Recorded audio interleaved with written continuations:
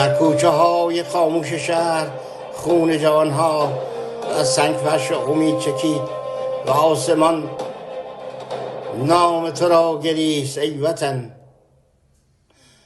جوانان ما با مشت خالی و قلب‌های پر از رویا به میدان تاریخی رفتند، نه برای مرگ، برای زندگی.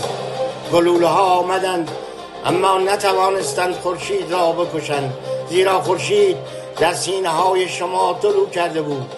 ای فرزندان صبح، ای قامت های شکسته اما سرفراز، نامتان را یاد باد، بر پرچم تاریخ خواهد نوشت و خونتان جوهر بیداری خواهد شد.